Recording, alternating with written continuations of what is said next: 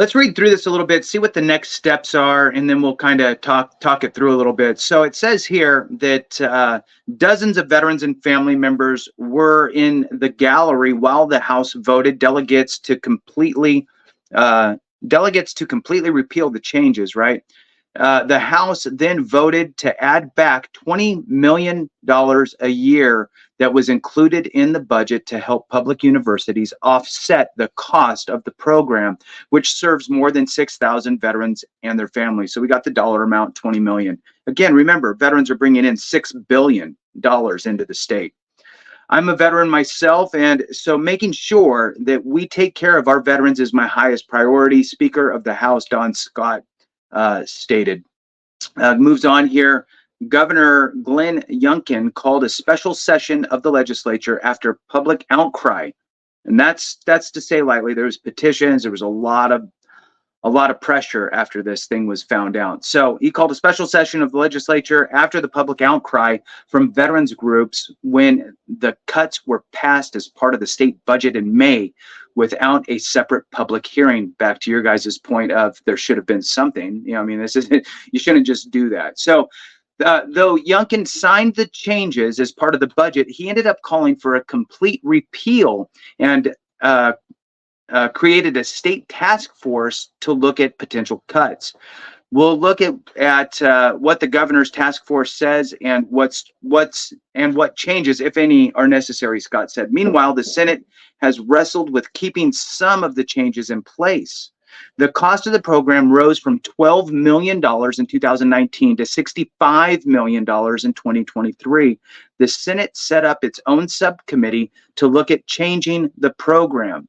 The committee took testimony Friday from veterans and the families of first responders who are disabled or were killed in the line of duty, who are also covered under the program. So they also included first responders, which a lot of places do that. Good for Virginia for doing that. California, I don't think does, just as an example. But the more you add, the more it costs. So moving on here, there's only a couple more little small tiny paragraphs, and then we'll talk about it. Ella Hester, 20 years old, of Virginia Beach, told the Senate subcommittee, the Senate committee, that college may be unaffordable if she and her brother become ineligible for the program. Both her parents were in the military. Her mother suffers from PTSD. I'll be in massive amounts of debt, as well as I'm sure these other families who were promised this benefit. The Senate is scheduled to return Monday, July 1st.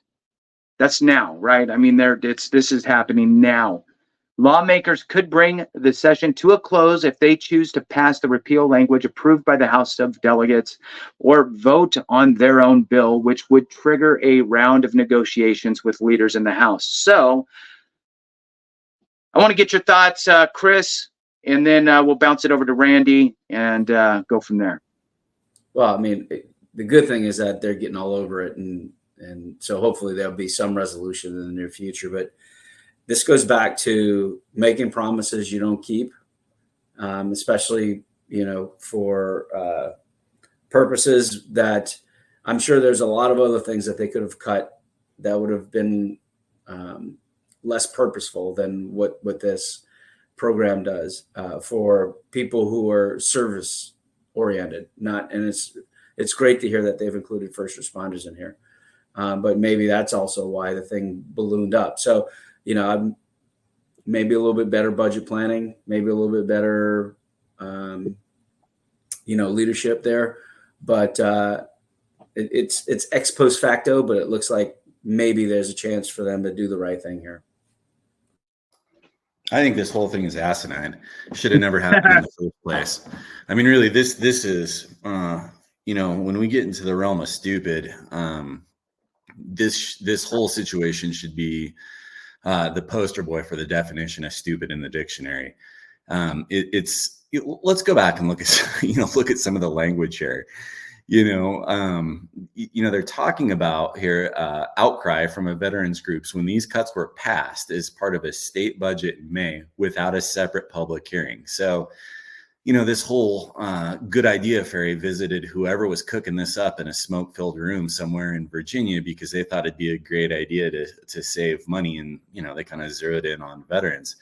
What I would say to two different groups of people watching this, those in Virginia watching this channel, hold the people that cook this up responsible. We have elections for a reason. Some of them may or may not be up for election this year, but there is absolutely no reason why they should not, at least have to explain themselves to the public, if not, really possibly lose your vote. So that's kind of my first point. The second point is those of you outside of Virginia, look how quick your benefits can disappear if we don't. That's why we do this channel, guys.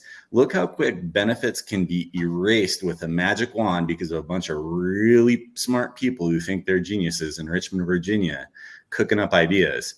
It could happen in your state. It could happen just about anywhere. So you've got to keep your eye on this, guys, because these little sneaky moves are out there, and they happen in just about every state if we don't, keep our eye on the ball. Look what happened when there was an outcry from the public, as well there should have been. The House of Delegates vote was unanimous. Like, oh my God, I don't want to have my name on this anymore. There was nobody that was willing to say, you know what, this was a great idea. Back in May when we did this, let's keep it in place because we thought through it. We reached out to the public. Our constituents were behind it. It was genius. All of those people scurried under a rock, and nobody wants anything to do with it right now. So that ought to tell you something about public outcry. Think about the cost here. They're talking about $65 million in 2023. Well, fine and dandy. That's a lot of money. I get it. But, depending on what source you read, the Virginia budget is somewhere in the neighborhood of $85 billion. Think about the difference in number of zeros there. I mean, it's just astronomical. So this is a tiny, tiny fix to their overall budget. And they zeroed in on a vulnerable group and tried to make a small move to the budget needle, through this vulnerable group, veterans, especially disabled veterans. You wonder why the cost of education is going up there in Virginia. Well, how in the hell much has the education at the University of Virginia or Virginia Tech gone up between 2019 and 2023 when they cite these numbers? Yeah. You guys wonder, they're in the House of Delegates in Virginia, why this program is costing more and more and more. Why don't you take a little look at how much people are paying for tuition? That's probably a big part of it. And there's nothing wrong with veterans using their benefits. So, that's. Well, and there's still a $45 million gap. If they're putting $20 million back in, and it costs $65 million in 2023. So, yeah, the reality is that this isn't back to normal. But there's still going to be some cuts somewhere if they don't put enough money back in the budget to actually cover the true costs of the program. So net, even if all this work happens and they figure out how to unscrew this thing, the benefits are probably still going to be less than what they have been. Yeah, I agree. I think the whole thing is just, I'm fired up right now. I mean, I think the whole thing is just asinine. Think about the generational impact that, being disabled from your service, either as a first responder or being in the military has. Your life is fundamentally altered by the time you get to 90% or 100% on the VA schedule. And I know we just talked about this, but your life looks different, and it's going to look different for your kids, and there's going to be an impact on them. And you served your country or your community if you're a first responder. And now they're talking about taking away benefits that are designed to mitigate some of that impact that's going to be felt for generations to come because of your service and the injuries or illnesses that you sustained while you were performing that service. So, I'm going to get off my high horse here, but I think this whole thing was utterly asinine. And, legislatures that voted for it, beware, the public is going to politically revisit this when an election is held. Right. Yeah, it'd be interesting to have some names come out, right? And I agree. Look, this never should have happened. It should have stopped at the governor's desk, and the governor needs to figure out who didn't inform.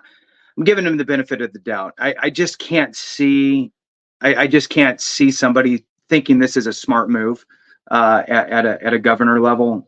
So, with the benefit of the doubt, I'm going to say that he needs to figure out who should have said something, and that person should be gone. That's just not even acceptable in that realm. So, the two big keys here, and I'm just going to reiterate one that you said, Randy, which is interesting. The House of Delegates, right? So you have two sides. It's kind of like the federal government has the House of Representatives and you have the Senate. Both need to come to an agreement, push it up to, in this case, the governor, right? So the House of Delegates voted unanimously, which is a great word, to repeal changes to the program. So that's just reverse it, act like it never happened, right? Put it back to how it was.